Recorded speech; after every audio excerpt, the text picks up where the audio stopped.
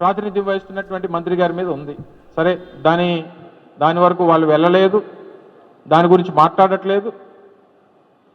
తీరా ఈ తెలుగుదేశం పార్టీ అధికార ప్రతినిధులు అయితే దీని మొత్తం వ్యవహారాన్ని మా లోకేష్ గారి దగ్గరుండి పర్యవేక్షిస్తున్నారని చెప్పి జాతీయ మీడియాలో వారు మాట్లాడతారు. అసలు లోకేష్ ఎవరు? లోకేష్కి ఆ మంత్రిత్వ శాఖకి సంబంధం ఏంటి? దేశంలో ఉన్నటువంటి రాష్ట్రాల్లో ఒక రాష్ట్రంలో సంబంధించి ఒక శాఖకి మంత్రి ఆయన. దాదాపు 29 రాష్ట్రాల్లో ఒక రాష్ట్రంలో ఉన్నటువంటి వివిధ డిపార్ట్మెంట్స్లో ఒక డిపార్ట్మెంట్కి ఆయన మంత్రి. ఆయన దేశంలో ఉన్నటువంటి ఈ department of civil aviation, ministry of civil aviation ఏదైతే ఉందో దీన్ని దగ్గరుండి మానిటర్ చేస్తున్నారని చెప్పి తెలుగుదేశం పార్టీ ప్రతినిధులు జాతీయ స్థాయిలో మీడియా చర్చల్లో పాల్గొని చెప్తా ఉన్నారు. అంటే కొంచెం కూడా సిగ్గనిపించలేదా మీకు మాట్లాడడానికి? దేశంలో దాదాపు వివిధ ఎయిర్పోర్ట్స్లో గడిచినటువంటి 3-4 రోజులుగా దాదాపు 6-7 లక్షల మంది ప్రయాణికులు ఇబ్బందులు పడతా ఉన్నారు. వారి గమ్యస్థానాలకు చేరుకోవడానికి అనేక రకాలైనటువంటి ఇబ్బందులు పడతా ఉన్నారు. కొన్ని వీడియోస్ చూస్తే తండ్రిని కోల్పోయినటువంటి బిడ్డ ఆఖరి చూపుల కోసం ఆ తండ్రిని చూడడానికి వెళ్ళడానికి కూడా అవకాశం లేనటువంటి పరిస్థితుల్లో ఒక ప్రయాణికుడు, పెళ్లి చేసుకున్నటువంటి 2 భార్యాభర్తలు, వారు ఏదో ఒక ఊర్లో రిసెప్షన్ పెట్టుకుంటే చివరికి అతిథులందరూ వచ్చారు, భార్యాభర్తలు మాత్రం ఎయిర్పోర్ట్లో ఉండిపోయారు. ఆ రిసెప్షన్లో పాల్గొనాల్సినటువంటి వారు ఆ 2 భార్యాభర్తలను ఆశీర్వదించడానికి వచ్చినటువంటి ఆ గెస్టులందరూ కూడా, అతిథులందరూ వచ్చారు. ఆ భార్యాభర్తలేమో వీడియో కాల్ పెట్టుకొని జూమ్ కాల్లోనేమో వారి రిసెప్షన్ చేసుకున్నారు. ఉద్యోగ అవకాశాల కోసం, ఇంటర్వ్యూల కోసం వెళ్ళడానికి వెళ్ళినటువంటి వారు వివిధ ఎయిర్పోర్ట్లో స్టాండర్డ్ అయిపోయి ఉన్నటువంటి పరిస్థితులు ఉన్నారు. ఇతర చదువుల కోసం, వీసాల కోసం, వారి వీసా ఇంటర్వ్యూస్ కోసం అటెండ్ అవ్వడానికి వెళ్ళాల్సినటువంటి వారు వివిధ ఎయిర్పోర్ట్లో నిలిచిపోయినటువంటి పరిస్థితులు ఉన్నాయి. దేశవ్యాప్తంగా అనేక ఎయిర్పోర్ట్లు ఏదైతే ఈ FDTL అనేటువంటిది, ఫ్లైట్ డ్యూటీ టైం లిమిటేషన్స్ అనేటువంటి నార్మ్ ఏదైతే తీసుకొని వచ్చారో, ఆ రెగ్యులేషన్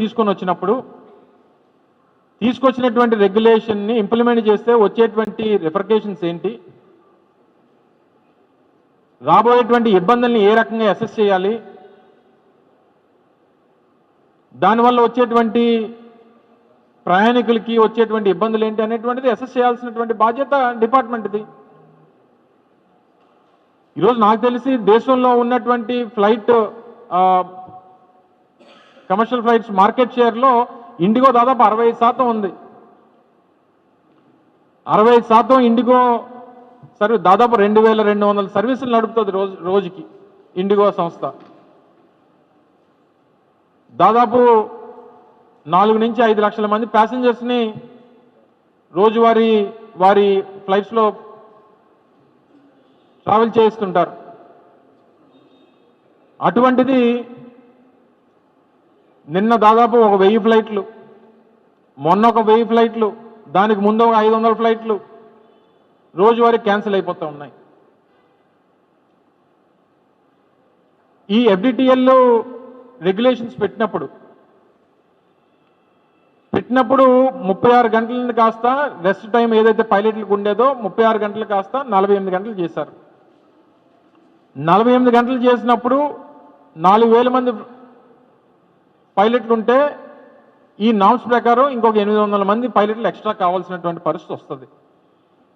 ఒకవేళ అడిషనల్గా ఇంకో 800 మంది పైలట్లు కావాల్సి వచ్చినప్పుడు ఆ అవైలబిలిటీ ఆఫ్ పైలట్స్ ఆ 800 మంది ఉంటే వాళ్ళు రెగ్యులర్ ఆపరేషన్స్ అనేటువంటి జరుగుతాయి.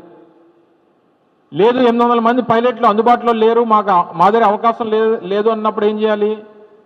ఉన్నటువంటి ఫ్లైట్ ఆపరేషన్స్ ఏవైతే ఉన్నాయో అందులో ఉన్నటువంటి ఫ్లైట్ ఆపరేషన్స్ అన్న 25% తగ్గించాలి.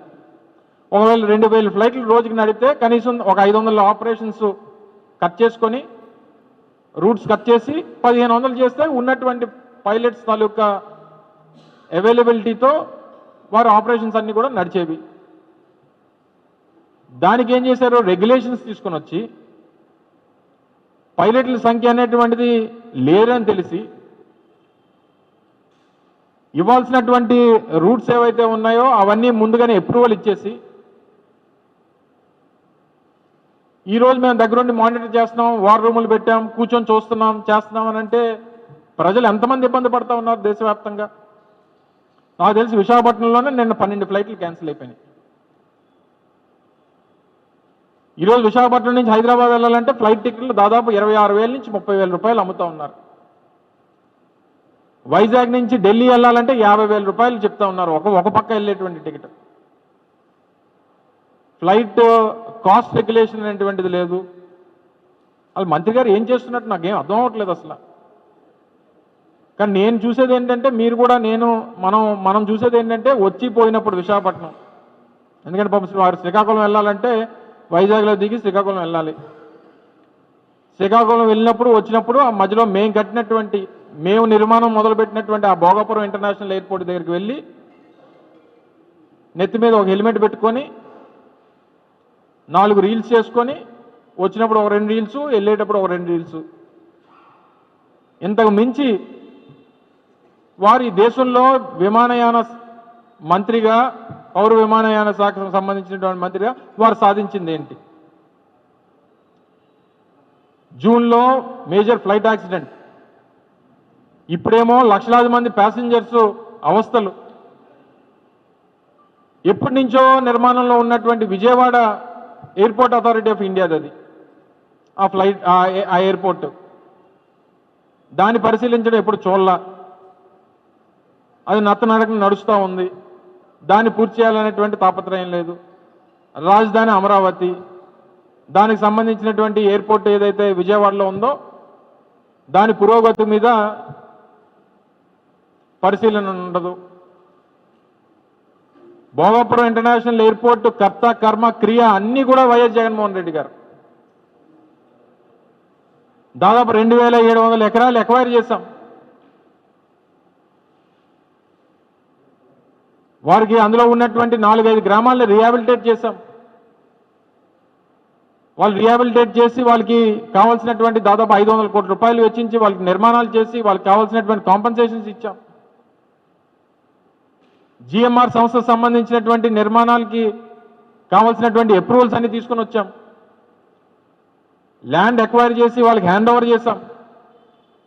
డిసెంబర్ 3, 2023లో శంకుస్థాపన చేశాం. అన్ని అప్రూవల్స్ తీసుకొని వచ్చాం. 2.5 సంవత్సరాలు 3 సంవత్సరాల్లో దాన్ని పూర్తి చేస్తామని చెప్పి మాటిచ్చాం. 2024 జూన్ 4వ తారీఖు మేము ప్రభుత్వం దిగిపోయేటువంటి సమయానికి దాదాపు 30% పనులు పూర్తి చేస్తాం. అది కొనసాగుతూ ఉంది. దాన్ని మీరు వెళ్ళి చూసినా, మీరు వెళ్ళి చూడకపోయినా అది పని సాగుతూనే ఉంటుంది. అది మా కమిట్మెంట్. ఆ రోజు జిఎంఆర్ సంస్థ అది నిర్మాణం చేస్తుంది. మీరు చేయాల్సినటువంటి పనులు మానేసి